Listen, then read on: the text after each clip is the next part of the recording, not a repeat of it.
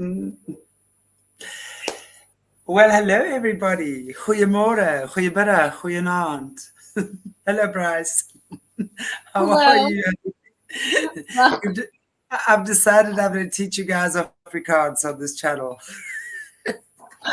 I I have a funny story. I'll tell you a little funny story about that when well, for our audience, just in case you see me disappear, for some reason today it's my internet that's the problem. So I've been kicked off quite a few times just in the backstage, so I apologize if that happens.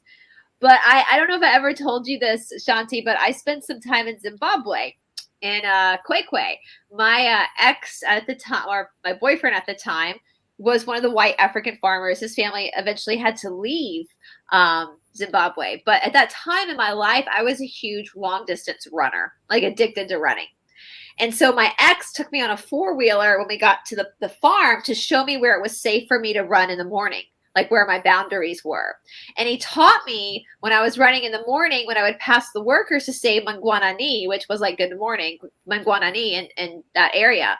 And I kid you not, Shanti, the first morning I did it, I was running and I waved and I said Mangwanani, and they all stopped and they stared at me running and they all turned to look behind me. And they looked at me and they looked so confused. And when I got back to the house, I was like, I don't know why they were staring at me. They kept staring at me and they kept looking behind me. My ex laughed and he goes, they thought something was chasing you. Why else would you be running? It's true. It's true. In Africa, things are very, very relaxed. But yet, if you're looking at all those, like the long distance Olympics and stuff, They're those good. very long distance runners are the Kenyans and the Ethiopians, particularly. I mean, these guys can run and run and run and run. Those North Africans, boy, they've got a way of running, which is Yeah. actually quite beautiful to see. Really Yeah. is. So Yeah. Yeah. effortless. I Yeah. mean, Very, I like very people. beautiful. I hate running. I hate it. It is so bad. It is like such a horrible thing for me to do. It's like, why would anyone want to do that? Like, you've got your bones crushing against each other. No, I love yoga. I do lots of cardio yoga as well. Yeah. I love walking. I'll walk, walk, walk, but no running. Thank Well, you. there is definitely, I will say, I have kind of a love-hate relationship with running at this moment. I think for some people, running can be kind of a modality of healing, but for me, what it was doing for me was I was using that as a way to like beat myself up. And I was, and I will say, this is very eye-opening. So when I lived in Los Angeles, I was still running at that time, and I ended up getting a stress fracture in my foot, and it was so painful. And I remember, I kid you not, the doctor in Los Angeles said to me, well, first of all, he was like, you're doing too much. Your body is breaking. You're doing way too much. And then he finally looked at me. He goes, what are you running from? Like, what? And so now when people tell me that they are, I say that, what are you running from? And then I remember that story from Africa when I was in Zimbabwe, where they literally thought I was running from, like, why would this white girl be out here running? Something must be chasing her. Should we be concerned? And they'd be so confused when nothing was chasing me. And I was just, so there is something very telling with long distance runners, who aren't athletes. If you're somebody running for exercise and you find yourself having that inflammation and those aches and pains, what are you actually running from? Yeah. What are you running from? and that's funny that I was going to say that what were you running from, Bryce? But it Everything. was, yeah, exactly. But it's interesting because I think everything in moderation, right? Yeah. I mean, obviously, if you're an athlete and you enjoy it. I mean, I enjoy yoga. Yeah. And when I was younger, I was a tennis player, so you're always going to find me on the tennis court. Stuff like that. So it's really, I think it's as long as we have things in moderation and in balance. And I mean, if you're hurting yourself while you're doing something, then obviously that's a bit of a problema. But Yeah. so love your body, love yourself, be cool, be kind. Yogi. Speaking about yoganinis and yoginis and yogis and mosquitoes that love yogini blood. No, we're not talking about them today. Geez, I had enough of those in India. Gosh. Yeah. Anyway, wow. So we are talking bandhas. Bandhas. And obviously, I mean, Brice, I'm going to hand over to you more on this one, and I'm going to chime in with you. But obviously, bandhas are like, call it the locks in the body that Yep. create the space or the Yep. direction or the space for the prana or the energy to be contained in, or Yes. to provide the space for which it moves in. So it's like a conduit, I suppose, if you can look at it in that way. And we have various bandhas in the body that we need to lock up in order to allow the prana or the air, the life force, which is also different pranas as well, but I don't think we'll talk about that today, I'm sure. For which the life flow, for the life force to flow. And, in order for us to honestly have a good physical experience in our body, it is so important to understand these things. We do regular Tuesday, every second Tuesday with Andy Bond as well. And we're talking about Sanskrit, the language, and, the body that is a resonance chamber. And Sanskrit is actually a science. It's a technology. And when you understand how vibration frequency works, we understand how the body receives and responds to things.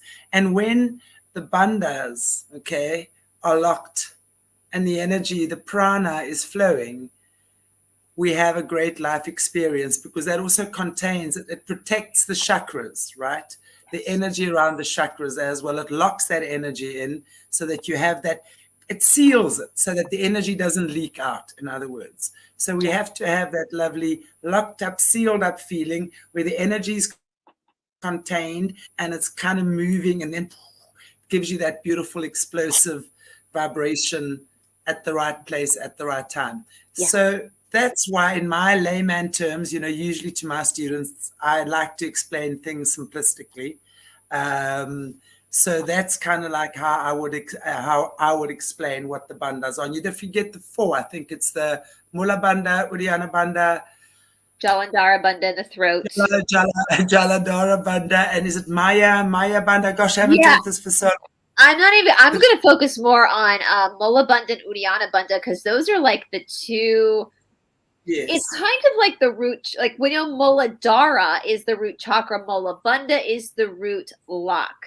And the reason why this came up, guys, and different modalities will call this sensation different things. So like you might hear a dancer refer to the pelvic floor region, pulling up the pelvic floor, pulling in the stomach. So you might, like in Pilates, they call it your powerhouse. Well, the thing about the bandhas I want to cover first is that even though it feels like a very physical sensation, it's actually connected to pranayama, which is breath work, which might sound weird when you first start looking at this practice of Mula Bandha, but just bear with it, because over time the knowledge will come. And this came up actually in our Signal chat, and I've had other people ask me about this, especially for women. Now, I have not had a baby, but I do remember my mother would say that she couldn't jump on the trampoline with us because she had had babies and she would pee her pants. I know a lot of women have that issue, like a leakage issue after they give birth. This is very common. And I think what's happened is we've kind of accepted it as that's just what happens after babies are born. But what I realize is, oh my gosh, no, we don't have Mula Bandha education to understand that this is actually a lock. Right? And that polarity, that friction of having the baby, which is a very aponic pushing out, is now going to be chronically healed by working that bandha back. And just because I'm talking about women seeing a very, very physical representation of when there's weakness there, doesn't mean men have this as well. Men definitely have this as well. This is all living beings have these bandhas. And I always laugh when I'm with my students, and we'll get into why for me, in order for me to check as a teacher to see if their bandhas are engaged, I look at their big toe, because the big toe, when the big toe is pressed into the mat, I'm going to use my arm as an example. As the big toe is pressed into the mat, the energy is coming up through the toe in the inner thigh, up the inner thigh into the crotch. Okay, so if the big toe is relaxed, are lifted up or not activated, that tells me as a teacher their bandha is probably not activated. That's how I can see what's going on within the torso, is by the foot. Now, I tell my students this because in India, they don't need to look at your big toe because they literally will put their hand in between your crotch and feel. And in India, I've said this before, in India, it's just not weird.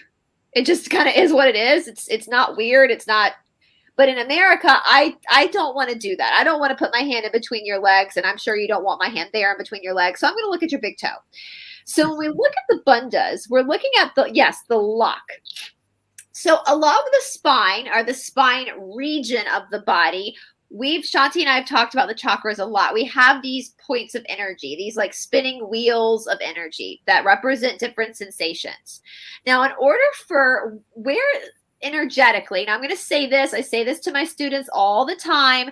Shanti and I were kind of talking about this before we went on to camera.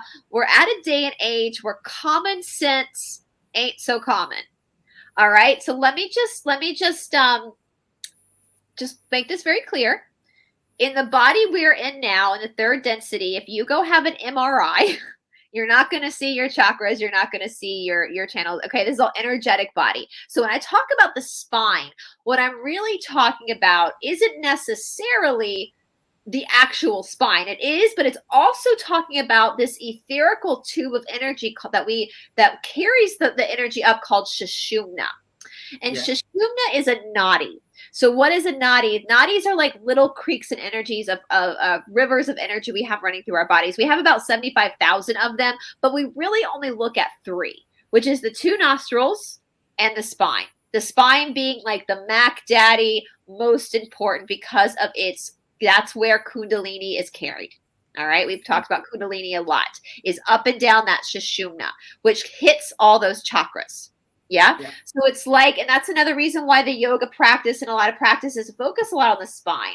If you think about a hose, if a hose is bent, the water gets stuck, right? So same way with the spine. If we can get the spine to sit upright and strong and straight, then we've got this clear tube of energy that can really move the Kundalini up and down. Now, because it's a tube of energy, there is a base. Okay. Now I think that the tube of energy goes up through the head, but if we're looking at the base, we're looking at we need like a plug. We need a plug so that we can start to manage and control that own life force within ourselves. You know, so I had a teacher once that anytime someone would fart in a yoga room, they go, oh, no Mula Bandha. Get your Mula Bandha, you know, like there you go. And so for women, it's literally leaking. It stops you from leaking. It's containing the warmth, the energy in the body, so that the body is fired up. The yogini, the inner fire, starts heating up from the inside. That's how you contain the heat on the inside of the body. Yeah, absolutely. And that's it's like if you read Sri Swami Satchitananda's commentaries on the Yoga Sutra, he refers to the physical practice is also it's the Raja Yoga, it's the fire yoga, it's the cleansing of moving this energy. And we also have the upward and downward energy, which the pranic is the upward energy, the aponic is the downward. And so within the asana practice, the posture practice, we're also learning how to juggle these two, the sun and the moon, these two forces, the yin and the yang, within our own body. And so the Mula Bandha, when we look at Mula Bandha, there's actually a really funny story with Iyengar when he was alive. And somebody asked a question about Mula Bandha in this conference. And Iyengar got very upset and was like, nobody's ready for Mula Bandha, because it is something that you're never going to be done discovering. So even 16 years later for me, I'm still working with it every day, just like I'm a beginner, just like I'm rediscovering what this is. And so for women, I will say, if you've ever done a Kegel, it's a pulling back and up, pulling back and up. And so that perineum, now again, if everybody watching right now, if you just press into your right big toe, you're going to feel the activation start to run up the leg into your crotch. So again, that's the root. That's how we're rooting into that Mula Bandha. Now, Mula Bandha, the big toe is Mula Bandha. The arch of the foot now is what we call Uddiyana Bandha. And you really, even though Uddiyana Bandha and Mula Bandha can be broken down into 2 different categories, in my opinion, these two bandhas, they are like the tango twins. Like they really work together. Okay, so Uddiyana means to fly up. That's what Uddiyana means, to fly up. And I love that you guys are doing Sanskrit, because Sanskrit is such a powerful language, you guys. It is one of the story of Sanskrit is that Lord Shiva came down. Shiva is one of the tri-head, the three-head, just like the Christian faith, the Hindus have a tri-head of God. Same. And Shiva came down and gave the language of Sanskrit to the people. And so this means that they're, in my opinion, that it's a light language. All right. And we know with Ayurveda, vibration, as we've talked about with sound healing, is one of the elements of healing. And so using the Sanskrit words are vitally important, because they're setting that in motion. You know, even the Bible said God spoke the world into existence, right? Yeah. These words are powerful. We've learned that. There's sound. The sound. And that's very true. And I want to just point that out here as well on that, while we're on that point. And that's why I fully agree to speak about the yoga postures in their proper name. And I've noticed is super important, because that, again, when the body being the resonance chamber, your body receives that sound and pronounced with the right resonance, okay, will have a certain effect on your body, to which you will then respond and go deeper or not. And this is where, you know, Brice, I want to just say this, and I mean, Andy and I discuss this a lot. We talk about the infiltration. Just like Christianity has been infiltrated, so have the yoga teachings and all the Eastern teachings, in fact. So let's not fool ourselves into thinking the Dalai Lama is love and light, because we know that the Dalai Lama ain't. And we know that a lot of the yoga lineages have been infiltrated, you know. So what we're understanding, and which makes a lot of sense as well from what Andy was saying, is that there were certain, they only gave the West certain amounts of knowledge, right? So, and then they kept the most powerful as well back, and that it wasn't available to the females either. It was only available to men. And Andy was taught by, I think it's one of the daughters of these guys. So she had the information, and she's now the one that's been teaching this as well. But when we look at a lot of the yoga teacher training, I mean, these are people that are 17, 18, 19, going on a 200-hour yoga teacher training. Oh, I've talked about this a lot. Yeah, on my channel. Yeah. And I'm coming back and deciding you're a yoga teacher. I am horrified by that. Right there and then is an infiltration, because yoga is not something you might be able to learn some of the postures or the asanas, yes, or some of the teachings. But to decide after a month, 4 weeks of yoga training somewhere, and now you're a yoga teacher, is absolutely horrific to me. It's horrific. And let me tell you something, guys. I've spoken about this a lot on my channel. First of all, I learned Sanskrit. I posted some of my homework, my Sanskrit homework, up on my community tab the other day. I learned Sanskrit for a specific reason. When I was in India, I have a Sanskrit teacher, a professor, master's, and he scares the shit out of me because he's so hard. I get very sweaty in his class, not from working, because he's just such a hard teacher. But the reason why I learned Sanskrit was so that I could read these texts. From a very long time, I've realized that if you know how to read and write, you can teach yourself anything.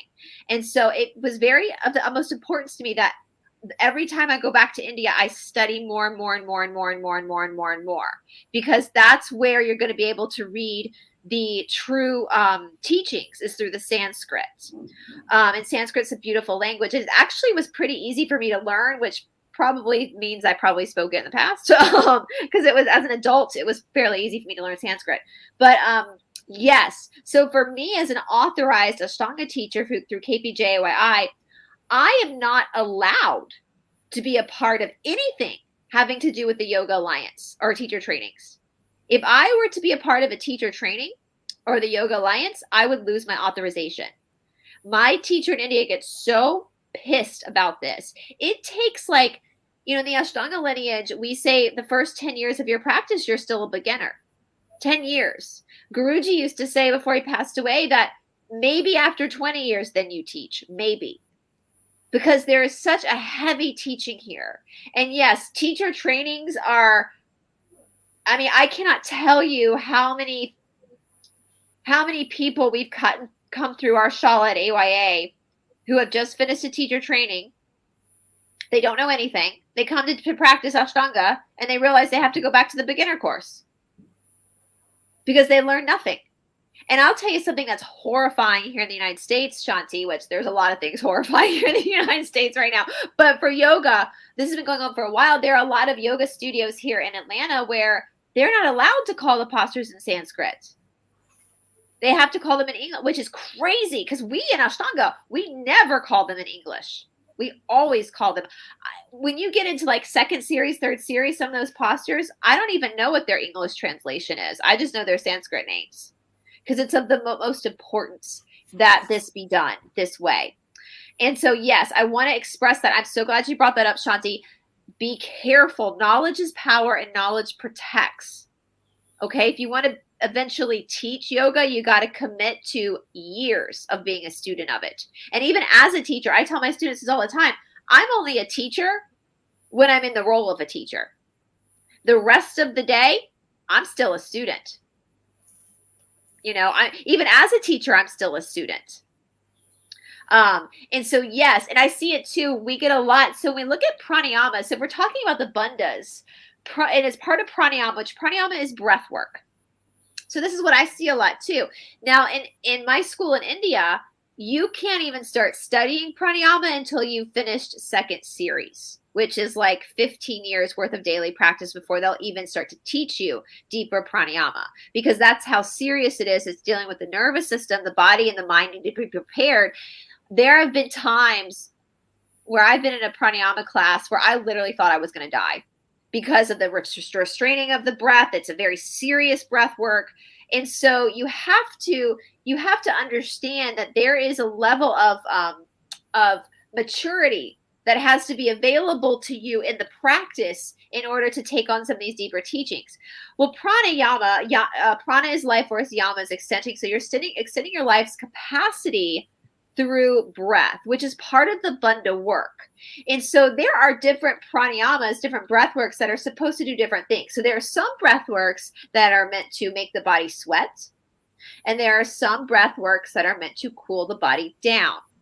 Belly breathing, extending the belly all the way out, is cooling the body down. And so it's in direct opposition to bandha work because we're pulling in and up, which is creating fire. And so that's one of the things you have to be very careful about when you're in an asana practice, a posture practice, because that is engaging that.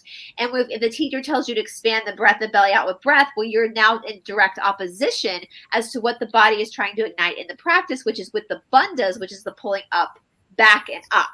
Does that make sense? It's like pulling. So we don't want to push out. We want to pull back and up to get the energy to start to move up the spine.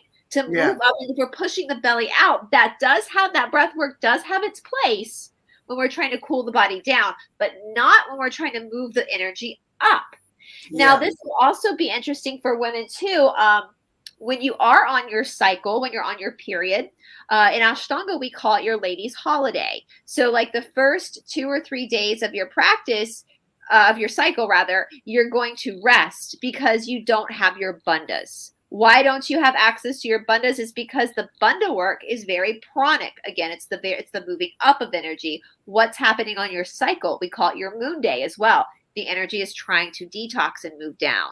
And so that's another reason why in traditional yoga, it's not because you're dirty. It's not because you have to go sit in the red tent. No, that's not why they're doing it. Actually, my teacher sends his wife to the spa on her period. I never get sent to the spa on my period, but because it's an honoring. I know. It's Yeah. an honoring of the fact that your body is designed to carry life. And so therefore it Yeah. needs to detox once a month. And by trying to engage the bandhas, trying to engage that is again in direct opposition at that point. That's why we rest those first 2 days so that the body can do what it needs to do without being interfered with.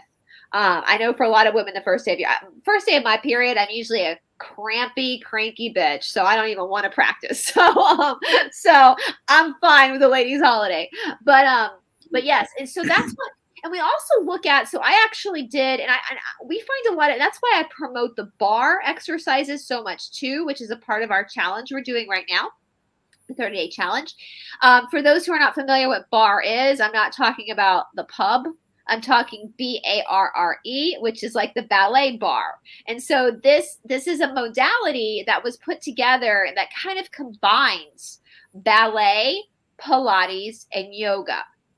And the teacher I really promote on this is Marnie Alton, because she obviously, when you see her teaching, she's obviously studied a lot of energetic body, because what we can do with this information of energetic body given to us by yoga is we can actually transfer it into other modalities as well. Now, yes, the yoga asanas are all designed for this purpose. The yoga asanas, the postures, are designed to open up vayus of energy. They are specifically created for shadow work, basically, right? That is what yoga was created for shadow work. To engage these energies, to have things come up, but you can take that and move it into other stuff. And so I actually did a 60-minute bar class this morning, and I filmed myself doing it. And I was just doing the voiceover so you guys can see what I'm talking about with Mola and Uddiyana Bandha from a very baseline, fundamental level, right? When you squeeze, so if you're curious, grab a ball, grab a recess ball, put it in between your legs. Not on your knees, because that's a knee joint that's very delicate, up in that, right where that femur bone is, that thigh bone, that yummy femur bone. It takes a lot to break that femur bone. If you've ever broken your femur bone, my hat is off to you, because that took some heavy, chaotic shit to have that happen, because that femur bone is very strong. All right, but that's where you want to put that ball. And then you're going to take the legs and you're going to start to squeeze the ball. It's kind of like in the United States, back when I was a kid, we had the Thigh Master. Did you guys have that in South Africa, Shanti, the Thigh Master? Everybody's mama's got a Thigh Master under a bed somewhere, or I swear everybody's mama's got that Thigh Master. If you can find that Thigh Master, go pull it out of storage, because that is a Bandha Master. That movement that the thighs are doing are activating, and pay attention. And that's one of the hard things too, for not just the American culture. I think this is true for a lot of cultures, especially for women. The pelvic floor area, what we're talking about, I'm going to stand up so you can kind of, this whole area of the body, this whole area right here of the body, that is where we're talking about. Now, for many cultures, especially for women, that's a no-no zone. We've we've had our power taken from us in that area. Some of us, through abuses, have had I saw Yvette has one. Yes, Yvette. Get your Thigh Master out. There you go, girl. You'll be the Mola Bandha. I'm not going to tell you what I've got. I ordered something off Wish. Well, I order from Wish all the time. I love Wish. When I lived in Thailand, Wish was my best buddy, boy. Wish and I were best friends. Listen, I found the you know those pads that have the pricklies on them for your own acupuncture treatment. They sell them for like $200 here in the States. I found one on Wish for $30, and that sucker still works. So exactly, but it's actually, I bought something on Wish.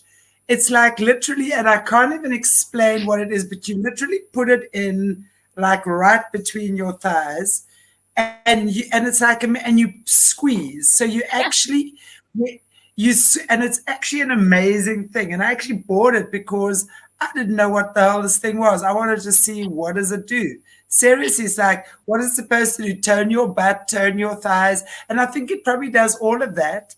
Yeah. But more than anything, and I realized very quickly when I was working with it, it's very good for that Mula Bandha. Because Mula Bandha, you know, guys, we must remember as well, it's not a, it's a very delicate, it's hug and lift. I always say Yes. hug it in and lift it up. So it's Yes. a hug and lift. And then when you are in that position, automatically your spine straightens, your shoulders relax, your chest opens, your body relaxes, and yet your pelvic floor is firm. And that's what you want. So you want to have that slight hug and lift where you supporting yourself. And all the time, you know, it's not just when we're doing the yoga posture. This is the thing, or the practice. It's catching yourself when you're walking. And you'll see the minute you're walking down the pavement or whatever, and if you just catch yourself saying Mula Bandha, hug and lift, immediately your entire posture changes. It's insane because you're standing and you're walking up straight. It's a natural thing that happens. You know, you're not slouching. Yeah. You're like, aha. Well, and that's what it is. This is why I think they've put shoes on us too. And I know a lot of people have been commenting on the challenge about how their feet are kind of cramping because they're doing all these exercises without shoes. And I'm like, that's a good thing. Your feet are cracking open. People are doing exercise for the first time without shoes. You got to be kidding me. I know. Well, I said for the kickboxing they could put shoes on, but guys, whenever when I do like kickboxing, I don't put shoes on because it's a kinetic chain, right? So when the foot is grounded into the earth, there's a kinetic chain that like rolls up the body.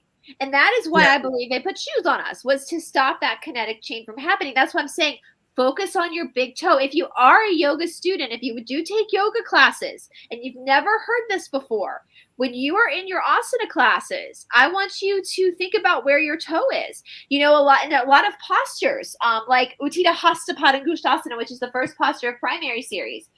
It's catching the toe, extending the leg out and folding. Well, I see people doing this all the time and I go, no. Point the toe. Because once the toe is pointed, there's a kinetic chain happening that comes right into the perineum in the belly, and then the folding happens. Because we know forward folding, this is also something that I think blows beginners' minds. When we think of a forward fold, we think immediately the first sensation, the first reaction we feel in the body is usually the hamstrings. But that's not the point of forward folding at all. That's just a side effect. You know what the point of forward folding is your digestive system. It is healing your digestive system. So what do I mean by that? That's Uddiyana Bandha. It's being able to pull the organs, pull the belly up. The flexibility of the body is nothing compared to the flexibility we want in your organs. Right? That's why twisting is so important, is because we're wringing out those organs. And so when you do a forward fold, think about that. If I can pull my belly up more, pull my perineum up more, all of a sudden I drop further into that forward fold, because the hamstrings are just the gross body, the big, like, oh, there's that sensation, you know? And so I always tell my students too, now here in America, we have a girdle. It's like a modern day girdle called Spanx. I don't know if you guys have those in South Africa. The headquarters of Spanx is actually here in Atlanta. So people know in America know what I'm talking about when you have to suck your stomach in to put on some Spanx. But I do know for a fact that most women, especially around the world, at some point in their lives have had to lay on their bed, grab a coat hanger to pull up a pair of skinny jeans. I've done that more than one time. Right? I did it when I was 16. My father walked past the bedroom while I was lying on my bed. I'll never forget the look of shock on his face. He had no idea listen, female genes can be torture devices sometimes, but beauty, there's no pain, right? Absolutely. And he was amazed I could walk. So for all the women watching right now, when you were laying on that bed, sucking that stomach in for dear life to get those jeans on, you kind of do an Uddiyana Bandha. You just didn't know it. You were kind of doing that. Well, it's funny. I will say I was following I follow some of these people on, people on Instagram I follow. There's a celebrity I follow who's hysterical. She's like a beauty blogger. And she posted a picture of herself in a golf cart, and she was sitting kind of slanted. And the caption was, "I accidentally wore my stand-up only pants." I never related to something so much in my life. I was like, yes, we all have stand-up only pants. The pants we can only stand up in, we can't sit down in them because they're so damn tight. And just to see her slanted, be like, I slanted in the golf cart. I accidentally wore my stand-up only pants to golf. That is, yeah. So that is y'all, in all humor, that is what we're looking for with Mola and Uddiyana Bandha. Not to that extreme. Don't go be torturing yourself. Like, this is a slow progression, and we see it. And we see it when you start. And I actually, the video I'm working on right now that I filmed this morning, I wear my sports bra so you can actually see my stomach. You can see what's happening with the stomach, which is a direct relation to the crotch, in lack of a better word, because that's where Mola Bandha is. It's that crotch. And so when we look at this pelvic floor as well, what's it that women are so, and I remember when I first really started studying the bandhas, it was so hard for me. I had been so, even though I've always been a kind of a free spirit, a very open-minded person, I definitely am not a virgin and I'm not married, so I'm definitely not shy but as far as like actually bringing my awareness, my conscious awareness to that area of my body, was like it was like a boulder was there. It was like my awareness would get so far, like to my belly button, it would be like, nope, not going further. Nope, not going further. And that was that programming that I had from growing up. It's not just religious programming. I think it's also being the lady. This idea that we don't talk about that area. We don't, as women, we don't talk about that pelvic floor region. And so for me, it took a long time for me to really start to understand what that Kegel was, what that was. And we think about that whole basin, that whole area of the body up to the point of where the solar plexus are. Those are the first three chakras too, which are very rooted in like the sacral, very rooted in creativity. It's where life is sprung from. Is from that area. For a woman, your womb is in this area. For every human being, regardless of whether you're a woman or a man, or if you're a liberal watching all the other billion genders you think exist, regardless of what is in that area, it's coming through that portal of its mother. And so if you're a man, your life started there too. And so how much power is actually there? Did I freeze or did Shanti freeze? We both froze, honey, but here we are, shaking away. Freeze it up. The controllers hate us. They're like, don't tell them this stuff. We see Bandha. I was saying to Shanti too, like one of my American teachers before I started going to India, David Guri, it used to crack me up because he would literally study NFL football players. He would slow the football down.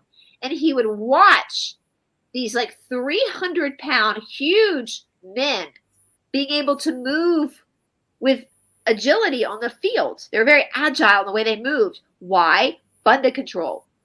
And so he would study these athletes to see how they were engaging, even though your coach, I guarantee you, your football coach isn't saying, you engage Mola Bandha. No, but they'd figured it out. That's how when we see dancers be able to hold for a long period of time these beautiful shapes. Yes. It's coming from this. It's not, and I'm so glad you brought that up because I actually wanted to mention that and I forgot to write it down. So I'm so glad you brought that up because so many people say it's in the mind. Yes, everything is in the mind. Okay, everything is in the mind. The question is, how do we use the mind to access and support whatever it is we're doing in the best way? So when we're doing, as you say, our practice or dancing or just living life, that Mola Bandha that contains the lock, the container that locks the energy around and into, if you will, the chakras, into, you know, every part of the body that you need it, because it's there to contain it. What's the word? Make more of it. So make more of it. So if it contains it, and energize it. That's right. So to energize, activate it, energize it, and then, you know, it then flows vigorously through the body when you release it. So it's almost like that. So, you know, I mean, when you're doing Mula Bandha breathing, you know, when you're doing the breathing exercises, you would first like just get that feeling of going to the bathroom, everything released, and then you hug and lift. And that would be the first one. And that contains, you see, that's where you lock everything up, so to speak. And then you would do the Uddiyana Bandha, then Jalandhara Bandha. Yeah. Yes. And then is the fourth one, because the fourth one is really, and gosh, it's more ethereal. Yes, it's the fourth one is what happens when all three these others are locked up. Then you have reached that certain state. Is it Maya Bandha? Sorry, the name. Well, let's go back to Jalandhara Bandha for a minute, because actually I wasn't going to talk much about Jalandhara, but and now you're saying that, I think I should, because Jalandhara Bandha is it's a throat lock. Right. So when you're taking pranayama practice, and I'm gonna try. Let me try sideways so you can kind of see. So again, we're talking about that spine.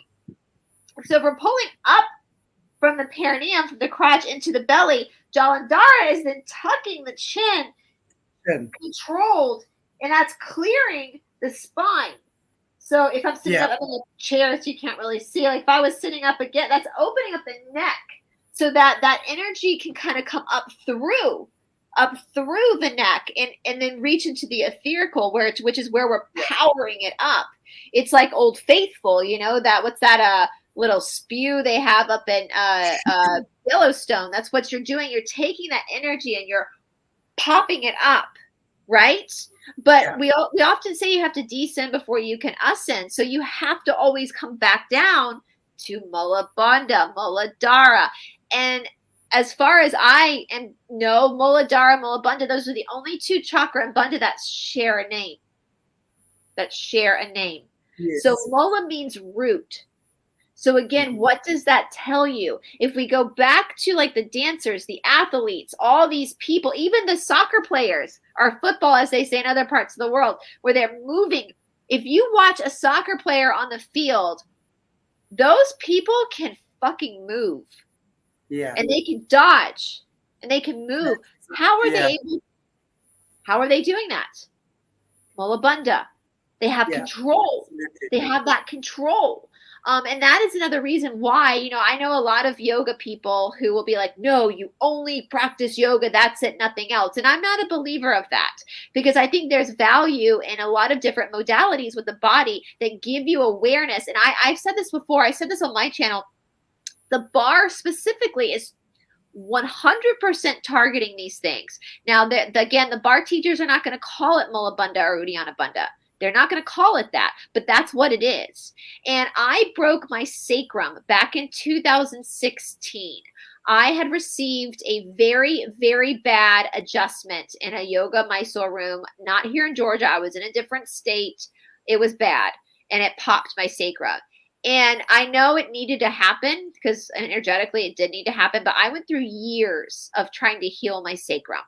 And it was very emotionally draining for me because all of a sudden my practice was stepped way back and I had to modify a lot.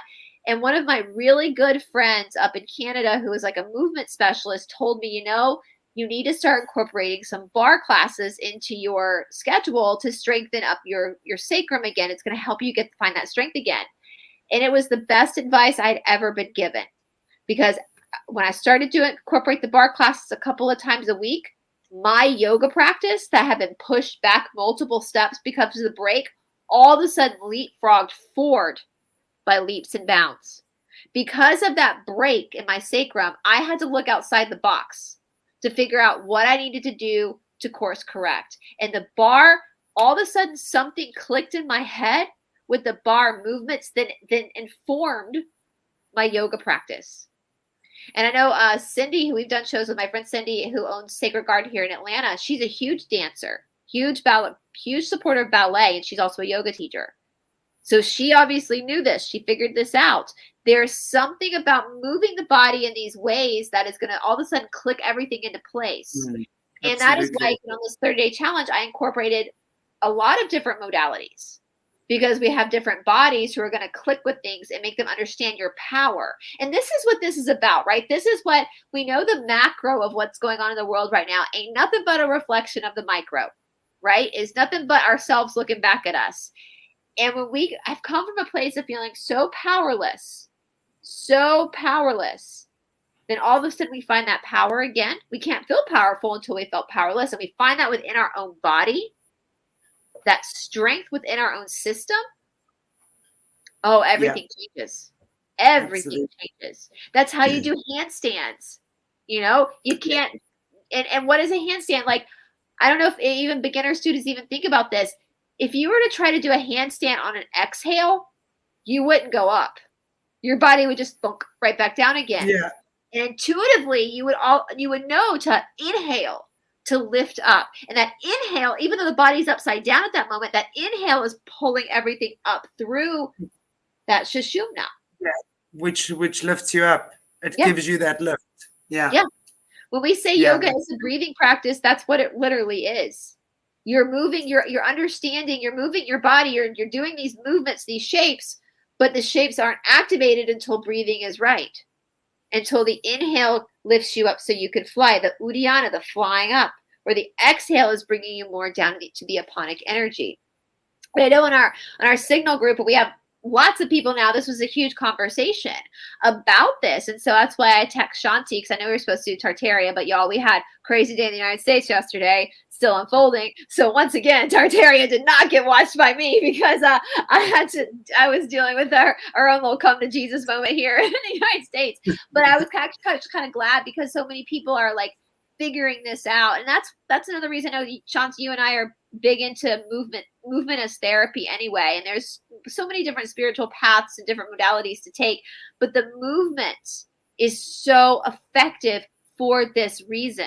Not only is it bringing up hidden shit in your body that's coming up, but it's also going to show you the opposite of that. It's not only going to show you the shadow work, but it's also going to start to show you strengths that you didn't know you had. Absolutely. You know? Absolutely. Those are those bandhas. Who cares about the biceps and quadriceps? Get your it's so important just to, and you know what I'm thinking, maybe what we should do next time, and we're not going to have time, is maybe just I have somewhere little breathing exercises for the bandhas. So maybe what we can do next time is just do some breathing exercises just to show our viewers how you activate your bandhas. Yeah, I can put myself on my yoga mat in the front room. We could do it for sure. Yes. Yeah. Absolutely.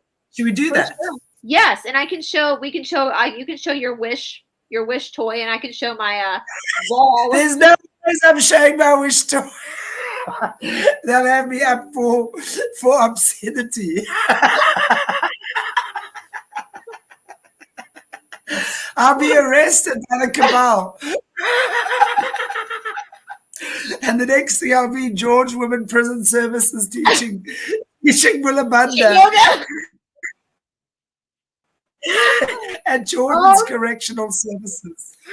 That's so cool. I can show the ball. I have a ball I use. I can show the ball, you guys, because I literally you show the ball. You demonstrate with that ball. I'm very happy for you too. I'm not taking my wish toy anywhere. You guys, put in the comment section. We want to see Shanti's wish toy, don't we? I want to see your wish. I'm curious. Send me the link. I want to see the wish toy. No, I'll send you a photo. No, actually, I'm not going to send you a photo because you could use that against me in future. I am taking no chances for that thing. Send me the link on Wish and I'll order it myself. I'll show you privately. Okay. So yeah, so that's what I will next week. I won't be from my desk. I'll set my camera up by my yoga mat. Yes. I'll put my yoga clothes on, and I'll work from there. And you can work, and we can demonstrate this, guys. Like literally, it's literally just. We should make a T-shirt. The Great Awakening 2022. I got a strong crotch. Like just as basically get your crotch strong. I have a strong pelvic floor. I have a strong pelvic floor. There's a meme. There's a meme that goes by Facebook a couple of years ago. May your coffee, your intuition, and your pelvic floor be strong today. Yes. Good things to be strong, right? Good thing. Women are gonna get a killer vagina out of this. That's all I gotta say. Like it is really gonna just be golden. Like. But it's, I mean, we're laughing. I'm saying this jokingly because I want to show you how, ladies. What? Brice is going to show you how. So you know, if we did that, our subscriber count, but maybe that's how we wake more people up, guys. Because then our subscriber count would just go way up, and maybe that's how we wake more people up. Lure them with the bundle work, and then show them the rest. Wake up to Mula Bandha. You see, that's the way. It's okay. Yes. Yeah. Be like, now that you've got that, let me show you what's been happening. Yes, exactly. So, and girls especially, next week, Brice is going to be demonstrating Mula Bandha on her mat. Very happy that you're doing that, actually. No, serious. Okay, who's frozen? Me or Brice? And if you're in the Atlanta area and you have a thigh master, let me know. I'm gonna borrow it from you for that show because I mean seriously, like hashtag bring the thigh master back because Suzanne Summers is now your guru. Like because she literally knew what was going on with that thigh master. You don't have to wear the jazzercise outfits from the 80s. You can wear your normal clothes, but that thigh master. Come on, they were all such fun. That was the best wearing those cool 80 outfits. Hey, yeah, okay, I have to tell you guys. So if you go to Ashtanga Yoga Atlanta's website, there's a video from the 90s of them in India practicing with Batabi Joyce. And back in that time, there was no Lululemon. There were no like yoga clothes. And so they're all wearing like jazzercise outfits. Like the thong leotards. Because they didn't have, that was their yoga clothes. They didn't have actual yoga clothes. I mean, the boys are wearing like bathing suits. The boys just wore bathing suits, like because they didn't actually have like yoga clothes back then. It was just jazzercise clothes is what they wore. Leotards, you know, like gym clothes. Yeah, that's the gymnastic clothes. That's what dancer clothes is what they wore. So it's hysterical to look back on those videos from like the 90s because you just see the Jane Fonda outfit in this little yoga room in India. So and the headband. Yep. So funny. So wow, so funny. That was pretty cool. Very information. So thank you so much, Brice, for joining me today again. I love being here. So having you here too. Yeah. Next Wednesday, Brice is going to be demonstrating some of the bandhas, which is really important. It's containing. It's really just think about it. You preparing yourself, the containers for your energy so that your energy doesn't leak out of your body. In layman's terms, that's what it does. You have to have, it's like pouring water into a glass. Yeah. The water is going to leak out. You can think of it in the same way. If your body is not containing your energy correctly, you're going to be leaking your energy, which means ill health, no energy, a host of things. So this is also a wonderful way of getting to know your body. This is what Jesus was talking about when he said, know thyself. Yeah. You know, this is part of getting to know your body, getting to understand how your energy, how your frequencies work, and what works for you. But what's universal is that you want to contain it. You want to prepare your container so that the energy can give you maximum benefit. Absolutely. Absolutely. You're a walking powerhouse. You're lightning instead of lightning in a bottle, you're lightning in a body. Exactly. Okie dokie, everybody. God bless you all. Mwah. Thank you so much for watching us again today. I hope you guys got a tune in next week. We're having this lady here, Brice, on her mat doing things for us.